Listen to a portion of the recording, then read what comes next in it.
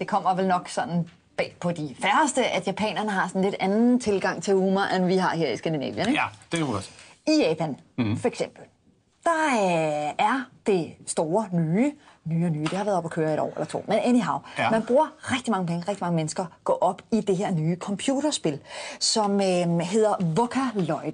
Og helt kort fortalt, så kan man altså med det her program lave musik med forskellige kendte japanske stemmer.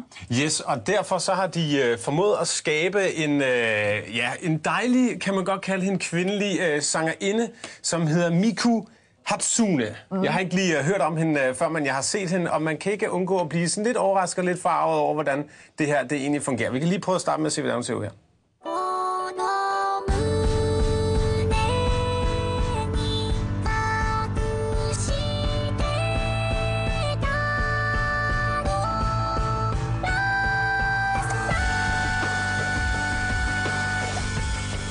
Mine damer og herrer, Miku, som altså er blevet et kæmpestort fænomen i Japan. Og efterhånden som flere og flere japanere, de altså gik ind og brugte det her computerprogram og sad derhjemme og komponerede egne sange, som Miku så udfører, så tænkte folkene bag, altså selskabet bag, det her, der skal vrides noget mere mønt ud af det her. Og det var det, jeg mente med, at man kunne ikke undgå at blive sådan lidt farvet. I hvert fald overrasket over, hvad så det næste niveau, det ligesom så kunne være. Ikke? Men der har været nogen, der har været hurtigt ved havelån og tænkt, hende her Miku, hun kunne da godt stå foran et stort live publikum og fyre den af.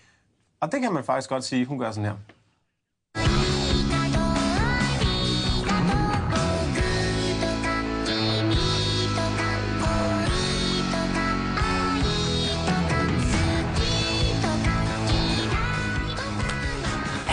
Det er stort der. Det er altså et levende band.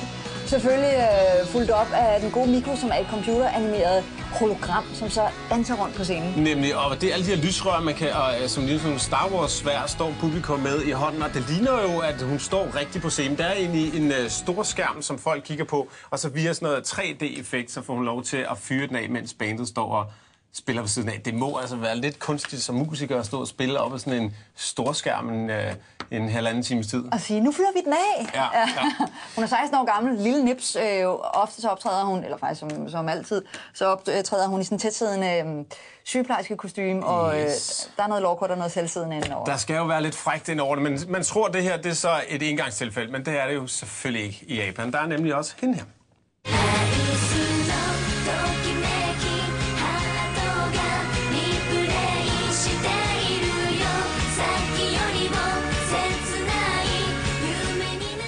Og det er ingen ringere end Eguchi Aimi.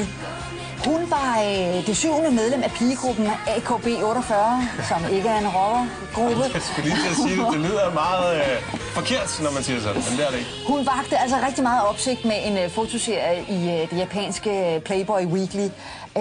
Og så blev hun jo også brugt som promotion, altså som sådan en reklamepostergirl for sådan et stort japansk slikfirma. Ja, og hun er jo faktisk lavet, som man også lige så her i klippet, af nogle andre piger fra det her bane. Folk var sådan lidt, ej, hvor er hun fantastisk, men hun er faktisk folk troede, hun var ægte. Virkelig på nogen måde.